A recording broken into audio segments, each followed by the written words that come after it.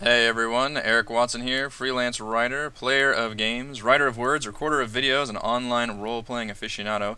With this video, I'll be reviewing the new Patreon-supported bi-monthly source booklet Warlock, specifically Warlock issue number 1, as well as the first Warlock Lair called the Clattering Keep. And Warlock is designed as a bi-monthly, by which I believe we mean every other month, not twice a month, source book that specifically dives into the lore, locations, and inhabitants of Midgard, which is Kobold Press's RPG campaign setting. It's basically a miniature source book. I'm calling it a source booklet. This first issue clocks in at about 20 pages. It's also funded through Patreon, which means it offers some unique community-based feedback and sourcing. Patrons can vote in polls on which material future issues will cover, such as giving more monsters or voting on which locations of Midgard they want to see covered. And each issue will be sourced from a stable of Kobold Press's contributors and designers. Warlock number 1, as we switch over to the actual PDF here.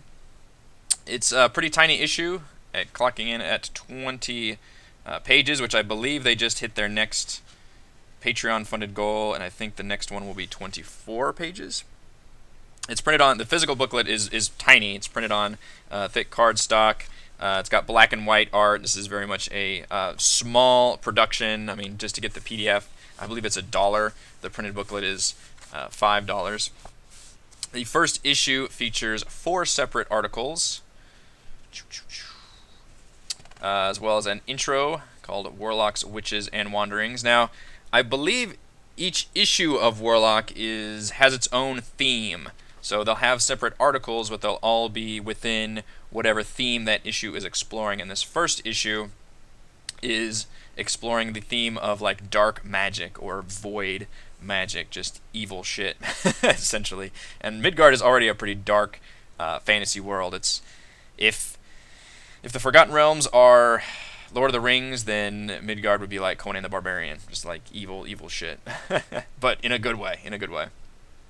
So 4 separate articles here, and I will go over each one briefly.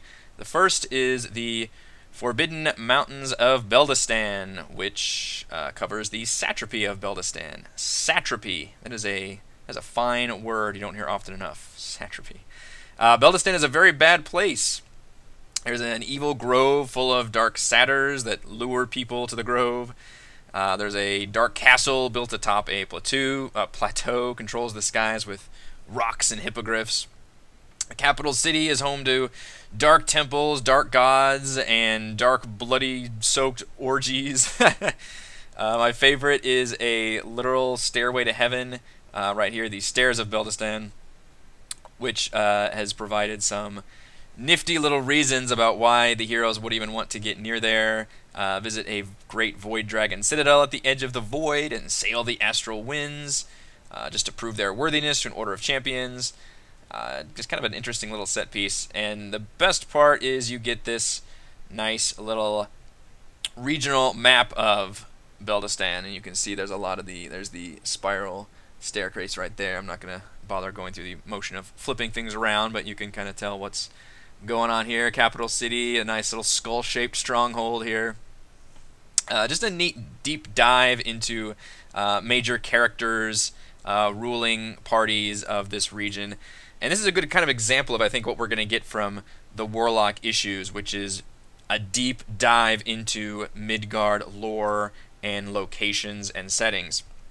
Which means if you don't run a Midgard campaign setting, this information obviously could be of limited use, but I think any DM could definitely get a lot of fun inspiration, some good ideas. You could extrapolate any of these situations or characters or events or locations into your own campaign.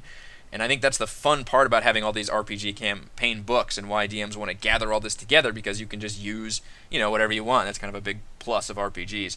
And the locations here, this whole region, it's very evocative, it's interesting. I could definitely see adapting particular areas. I really love this just giant spiral staircase that circles around a mountain and goes up into the heavens. That's just fantastic. It's foreboding, but also interesting. Like, who's not going to immediately go towards those stairs if you see them?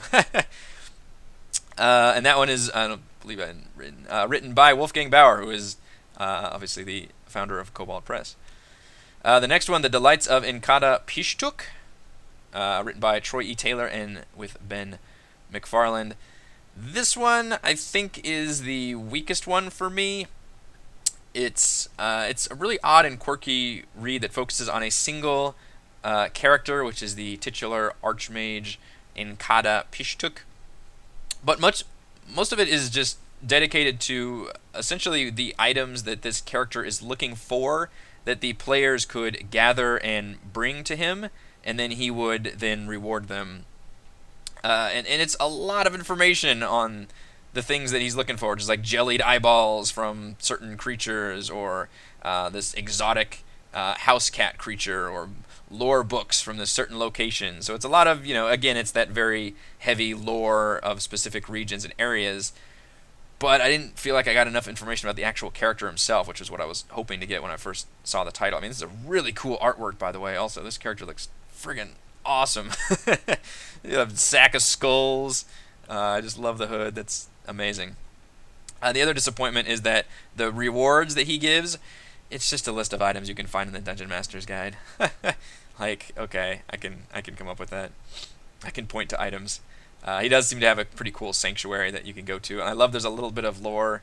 I wish more of it was just like about the character itself. Like, give me like how to roleplay this character, or why this character would appear somewhere. Instead, it's mostly about here are the items that you can bring this character.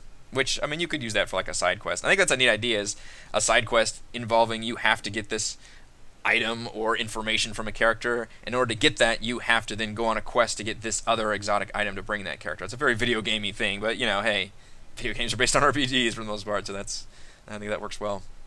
My favorite of the group, I believe, is Legacy of the Unhinged Gardeners, which is a fantastic name, by Richard Green. This is essentially a one-shot dungeon, which unfortunately we're not given a map to, but this is a really neat location. It's basically a greenhouse gone amok. It would make poison ivy.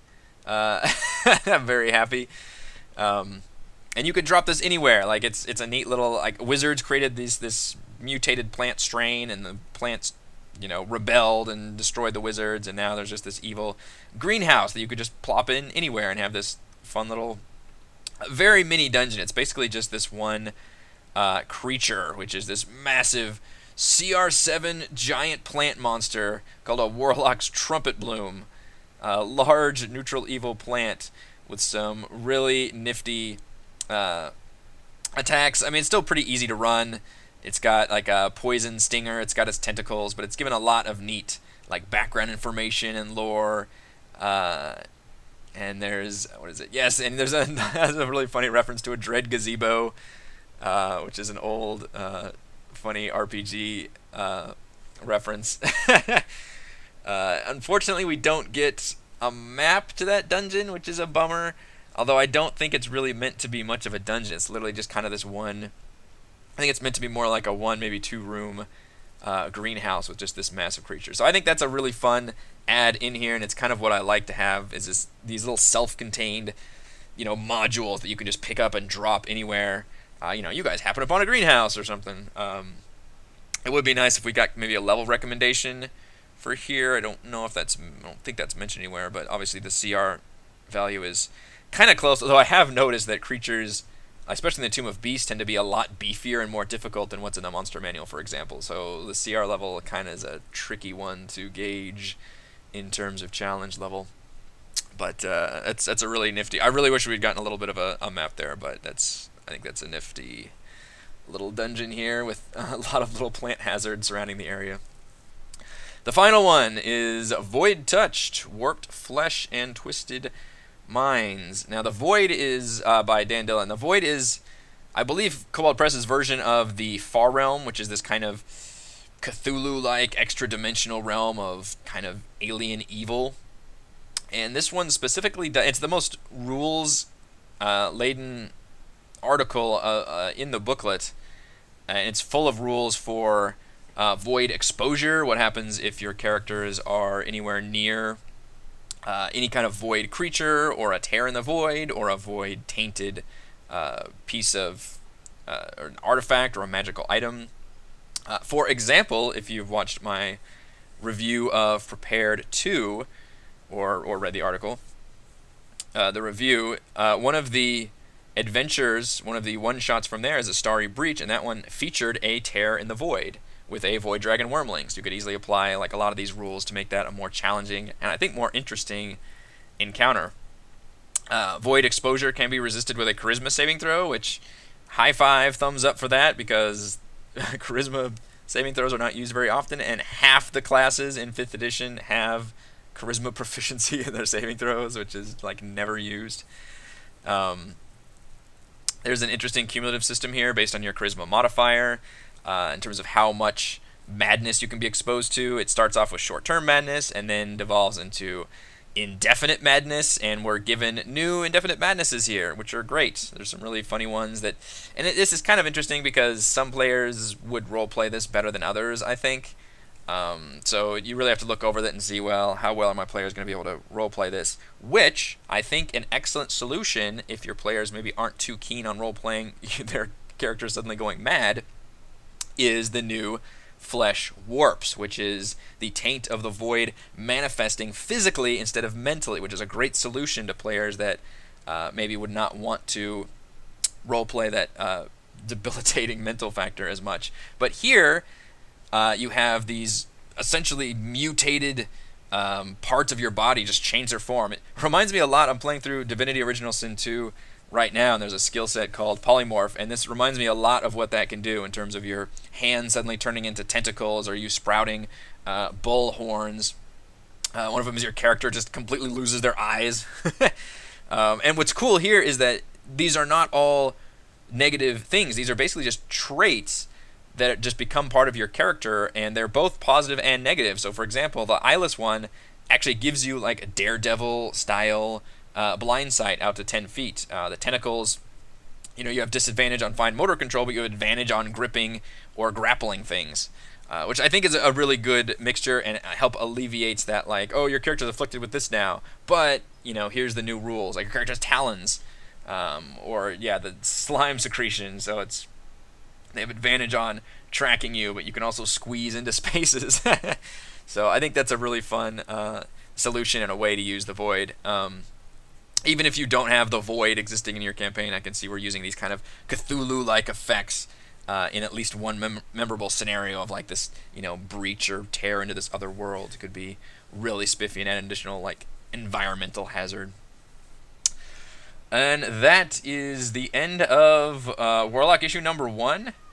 Before I give my overall thoughts, I'm going to switch over to the Warlock Lair, which was released a little bit after. And I think it's supposed to go on the same schedule. We might get more layers than booklets. But this is the very first one that has been released. This is called The Clattering Keep by John Sawatsky, and it is designed for four 4th to 5th level PCs. This is a fantastic dungeon. I love it. It's John Sawatsky did all the Prepared 2, which you can see that review. Those were all one-shot dungeons that, for the most part, I very much enjoyed and gave thumbs up to. This one I would probably rank amongst some of the best. It's a pretty simple, straightforward. Like even the hooks are like, just go to this ruined, crumbling keep and either clear out the bad guys or retrieve this ancient book. Okay. So let's go. Just again, it's a very video gaming thing. Like, just go here and defeat the bad guys, get the stuff. Fine, but that's what I like. And it's a ruined keep is an easy thing to drop somewhere. You can see here's the map, pretty simple, straightforward, small. I think there's one encounter on the way there, or 2 encounters. There's you can meet up with some priests, which is a non-combat encounter, or 2 ogre zombies, which is very much a combat encounter. The neat thing here is this keep is a lair to a pair of Draco Lich Wyrmlings. Essentially, they're called the Unhatched, and we get a new stat block right here for them. The monster manual, the official D&D 5e monster manual, includes Draco Lich stat block for adults, and that's it. So what we have here is essentially a Draco Lich Wyrmling called the Unhatched, which is a fantastic name. And they're given basically kind of a mix between the Wormling stats and the adult Draco Lich, but it's a CR4. There are 2 of them. They are not here when you first get here, when the players arrive. Instead, they're basically a weapon or event that the DM can employ during the best, most climactic encounter. What you will find here is just a lot of cool thematic undead encounters. There's like some white guards guarding the location. There's a ghostly servant that prowls around that if you jack with it enough, then it shrieks and summons some shadows to attack you.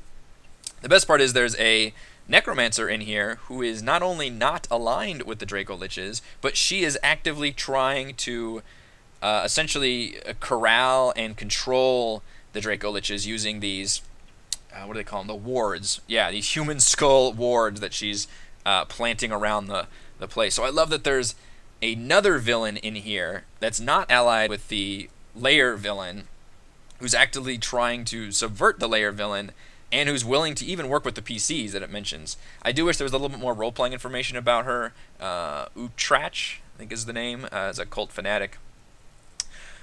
But there is, I love that character has a specific goal, that she is doing things outside of what the characters are doing. So I think that could be a really interesting scenario if the characters want to work with her, or at the very least try to like pit, the necromancer against the Draco Lich somehow. I fear that if players come in and just want to kill everything, that could make things a little more difficult. But a DM could work with that. Like I said, you could have just one Draco Lich appear, or mix it up a little bit. But these guys do seem pretty beefy. But otherwise, this is a really good dungeon. It's pretty simple to drop in. That ruined keep filled with undead is a very classic dungeon feel to it. I love the little, and it's a great, Draco Lich is not something you see very often, and especially you don't see it at these lower levels. So that's really fun that we get this CR4 creature that we can use. I love a good one-shot should always provide at least one fun stat block, which is amazing. And the magical item that everyone is after, actually I don't think maybe the necromancer's after it too, I forget, is this 8 Wounds of Zergthoth, which is a very Cthulhu-esque magical item that rewards void magic and also involves void exposure, which, look at your Warlock number 1 for rules on that. So obviously very much a part of that dark magic theme that Warlock evokes. So big thumbs up to the Clattering Keep. Alright, so final pros and cons for Warlock number 1. Issue number 1, as well as the Clattering Keep, which is the Warlock Lair number 1, I suppose. Pros: the dark magic theme here is well utilized. You get your evil regions, your evil greenhouses, an enigmatic wizard, the void, and an evil haunted keep. There are fantastic character art throughout the booklet, as well as that nifty regional map of Beldistan. Really good art throughout. I love that character art, mostly character art, I believe. And then that one at the end. Good stuff. Detailed rules for void exposure, including the cool flesh warps. I like that there's a mix between heavy lore, and then in one article, and another article will be like heavy rules, and another article will be like just a little mini dungeon. I like that variety of content as well. The Clattering Keep, huge pro. It is separate, so like the Warlock I believe is $1 for the PDF, and then the Clattering Keep is actually another $2, or you can get all of them plus the printed booklet for $5. So they are technically separate, but I would definitely give a huge thumbs up to the Clattering Keep. It's, as somebody that's looked through a lot of one-shot scenarios and adventures, this definitely ranks up there as one of the better ones that I've seen, and really fits the theme of the dark magic quite well. Cons: the section on Archmage and Kata is kind of weak, I found. There was nothing in there that I would really take away, and I don't even feel like I know that character very well. I didn't like that it was just mostly focusing on like the things you can give that character. And I would have loved to have a little dungeon map for Unhinged Gardeners, even if it's just a really tiny one. I feel like you can't give me a little dungeon without some kind of map on there. I love maps. Speaking of maps, unfortunately the one negative for the Clattering Keep is that this is the map you get, which is fine. It's, obviously we have a map, and it fits that art style, which is that kind of sketch shaded black and white graph paper art. The art fits well, but I can't use this on something like Roll20, which, as somebody that almost exclusively plays my RPGs online through Roll20, I would have to build this map, which a ruined keep is not hard to build. Just a couple rooms, tile set, throw some bones around. That's not too difficult, but it would have been nice to have an actual tabletop friendly map. Although with the color and everything, that probably would be beyond the scope of what this layer is trying to be. So, final verdict. I think Warlock is a great little resource for Midgard with fun ideas, lore, and rules that any DM could adapt for their own worlds. Thank you for watching this video review. You can see my written review at roguewatson.com. You can follow our own tabletop RPG adventures here on my YouTube channel. Thank you.